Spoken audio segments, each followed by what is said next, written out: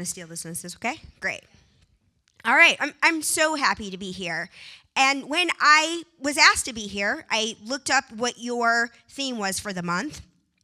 Compassion plus wisdom equals right action.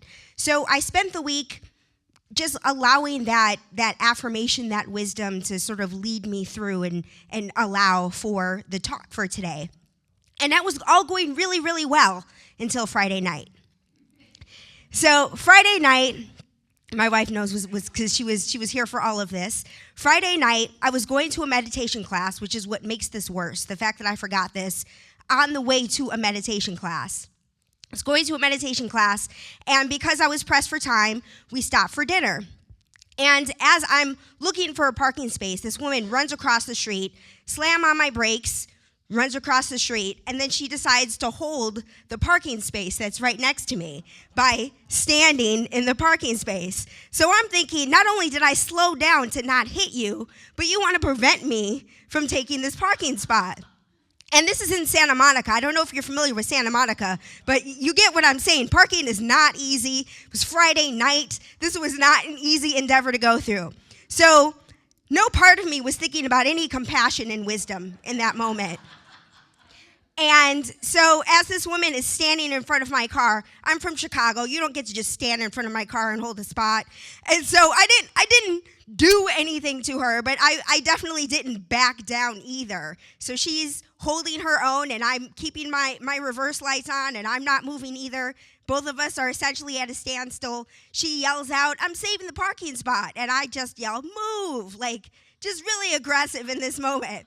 So she decides that I'm not going anywhere and gets out of my way. Park the car, putting money in the meter, and she says, I don't even remember what she said, but she was upset. She was trying to save this parking spot. I didn't let her do it. Her friend found another parking spot anyway, so this whole thing was for no reason. But paid the meter and moved on. My wife is terribly embarrassed throughout this entire thing and praying, hoping that she is not going to the same restaurant that we are. But of course, she's going to the same restaurant that we are. And so we walk in, and we have two seats. There are two options.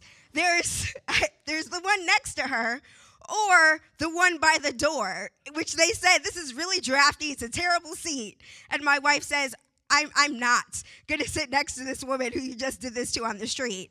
And so because of this, I get it. I put her in this situation. I'm going to be the person who sits closest to the door. So I've completely just really gotten myself out of, there's no compassion, no wisdom, just irritation at this dinner, not even thinking about the fact that I'm going to meditation in a few minutes. So as I'm sitting there, I'm thinking about how I'm coming here on Sunday and thinking, wait a minute, what was that affirmation? Compassion plus wisdom equals right action. And so I decided to put it out to Facebook to say, was this unreverend-like for me to do, for me to stop the car for somebody who's running across the street, for me to take this parking spot anyway, was this unreverend-like? And all of my practitioner and minister friends generally supported me for being petty, which I appreciate. And, you think about what God is petty too. You think about the God of the Bible who needed to be right and prove a point to the devil by doing all of these things to Job. He did all of this just to prove a point to Job. So thinking about the whole idea of, I'm like, yes, God isn't everything. I did what I was supposed to do in that moment. Clearly, I didn't speak to her from a place of God and loving and compassion and understanding and wisdom, but I'm just going to think about this as God was not in my first thought, but it's in my second thought. So I'm just going to forgive myself. So I made that decision to forgive myself, regardless of the fact that I've been co-signed by all my practitioner and minister friends, essentially. And as I'm sitting there, it just didn't feel right. I'm thinking about this whole idea about compassion and wisdom, and I hadn't expressed it, but now I have this perfect opportunity to do so because she's still here. She's still in this restaurant. And so I walked over and I said, I apologize. I shouldn't have spoken to you the way that I spoke to you. And she said, I'm so glad that you came. You actually didn't need to apologize. You didn't do anything wrong. And I said, well, I'm a minister, and this isn't a minister-like experience. And so it's really my responsibility. If I'm going to be somebody who has integrity with my word, I need to apologize. Like, it wasn't right for me to have spoken to you the way that I did. I didn't handle that well. And she said, I didn't handle it well either. I go to Agape, which Agape is this, you guys are generally familiar. Agape is a very New Thought, huge center out of Culver City. And so we exchanged hugs. It was an expression of forgiveness. I go back to my table. The server comes over and says, they're going to buy your drinks. And so I got 2 free drinks out of the situation as well. And so was really able to recognize that compassion and wisdom always does equal right action, regardless of in a moment when I forgot. I still had an opportunity to remember it again and choose compassion and wisdom and allow for not only right action for me to feel better about the way that I handle that situation, but for me to also experience the reward. I literally got a free drink out of being a jerk to somebody on the street. How often does that happen? In Los Angeles, in Santa Monica. I did not make it to that meditation class. I got a free drink. I was not, that wasn't going to work out. But I had a wonderful Friday evening. And, I'm the kind of person, with the first time that I ever heard the Gandhi statement of be the change that you wish to see in the world, that moved me so much. And it was a lot. I learned how challenging it was to actually be the change. I was focused on the wish to see of the world looking a certain way that I think it should look. People should be nicer to each other. People should be more compassionate. People should choose wisdom in certain situations. But in actual practice, regardless of the fact that I am steeped in this, that I'm literally a practicing minister standing up here on a stage on a Sunday morning, that I still have my moments on a Friday night of really forgetting what it is to be the change I wish to see in the world, to be someone that when something happens to me that's frustrating, responding out of frustration. But the beauty of the universe itself is everything is a perfect moment. Everything is a learning opportunity. Everything is an opportunity for us to practice compassion and experience it in a new and different way, and really allow us to stretch our ideas of what we can do, how we can be, how we can show up.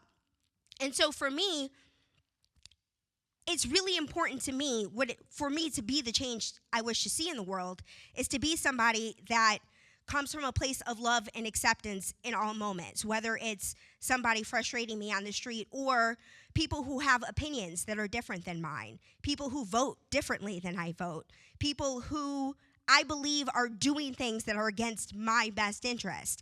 And I always say, being a half Jewish, half black lesbian, there are lots of people who do things that feels like it's working against my best interest. My identity is a political statement, and I'm often in a situation where I feel like I have to stand up for myself. Speaking of Facebook earlier, I saw a stand-up from Dave Chappelle on Netflix this week, and there was a lot of anti-gay jokes in it, and my cousin was just saying, oh, but I think it was really funny, and he makes me feel like I can express myself as a comedian and not worry about offending people. And somebody said something on her page about how they feel like black people had it worse than gay people. And me being in both, I get to say, okay, I've experienced both of these things. I know what this is like. And this conversation isn't a conversation I ever have to have. I don't ever have to justify that I am experiencing the world a certain kind of way as a black person. When I say I'm a black person and this is what life is like, I just don't get as much resistance as when I say I'm a gay person and this is what life is like. And so I just have to look at those things and say, this person, what she decided to do was agree to disagree, and I give her so much credit for making that decision. And that's essentially what we're consistently in a position to do, is agree to disagree, to choose to love and have compassion for people who have different ideas of how we think the world should work. And being the change we wish to see in the world is not always the world looking the way I think it should look, because each of us have our own individual ideas of what the world should look like. So it can never be about the change I wish to see. It's always has to be about me being the person I want to be, me feeling good about the way that I show up, having integrity, because that's who I want to be. I want to see more integrity. I need to be more integrity, but being more integrity means it's about me. It's not about how often I see it. It's not so much about the reflection of my world, but more about the way that I choose to show up and me feeling good about how I live my life. Ernest Holmes talked about the concept of being open at the top, which basically means that even it was the way that Science of Mind, Centers for Spiritual Living operate, that we don't just do things one way, that we don't recite the same song, sing the same songs or recite the same sort of affirmations. We're exploring our spirituality, and we open and honor all paths. And to me, that's huge. That's why I brought up the whole, I always bring it up when I talk about my identity. But personally, growing up in a Jewish and a Christian household, I was honoring faiths in my own home. There was nothing else to do but to celebrate different kinds of faiths in one place. And so when I come in and I'm New Thought, there's an honoring of this faith as well. So when I go home to Chicago for the holidays, we're celebrating all of it. We're celebrating Hanukkah. We celebrate Christmas. I pray the way that I pray in a way that's different, and we all just sort of discuss religion and spirituality, and it's a beautiful experience. And that's the change that I wish to see. I wish to create spaces. I wish to contribute to spaces where we talk about different ideas and allow for that space, allow ourselves to be open at the top. And so thinking again about right action, what's right? What's wrong? Is there such a thing as right action? All right action is me feeling good about my decision. And it doesn't matter whether I was right or wrong to take that parking space. What mattered was that I recognized that I had acted in a way that wasn't right for me. And that when I took the opportunity to apologize, to heal, to allow for forgiveness, my compassion and wisdom led to right action, not just in the outcome itself, but also in my own understanding of who I am, knowing that I made the decision that felt best for me. And sometimes it feels good to be petty, doesn't it? Right? Like to make a decision when you want to fight against something, like sometimes it feels really good, and you can ask everybody about the decision that you're making. For instance, I have a friend, I don't even want to go there with this. So when you have a situation in your life, sometimes you ask people around you, you say, am I right to do this? Should I do this? And people give their different opinions. Some people say, yes, you should do this. And other people say, no, you shouldn't. The one that you're going to pick is the one that feels right for you. It does not matter if everyone agrees with you, no one agrees with you. It's always about what feels right for you. And so the reality is there is no right or wrong, regardless of what you choose, whether it's something that everybody agreed with or no one agreed with. It's the thing that feels right for you. However, compassion, wisdom will always equal an action that feels right for you, because you know you've done your best. You've chosen to live from a place of integrity. You've chosen to see the good. You've chosen to recognize the fact that whoever is involved in the situation, whatever it is that you're going through, when you apply compassion to what's happening, when you choose to be open at the top and recognize that this person is God and you're God too, you're all divine expressions of what God is, that you're living your truth, you're being your best self. And we have so many opportunities to express this, to know this. And so I just invite you all to think of whatever situation in your mind there may be, that you have an opportunity to experience compassion, to apply compassion and wisdom to. Just get that image in your mind.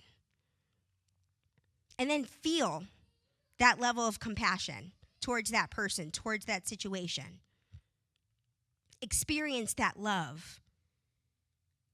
Knowing that what love is that unlimited divine energy, that knowingness that we are all one, that all experiences are beautiful, are perfect, that everything that each and every one of us is going through is part of our own divine journey. There is no right or wrong. We are living our divine path, And our relationship to one another is part of that divine exchange. And so I know that whatever decision is made, it is right action. I know it is all good, all love, all truth. And I'm so grateful to know this, to speak this as I release my word into law, knowing it is absolutely done.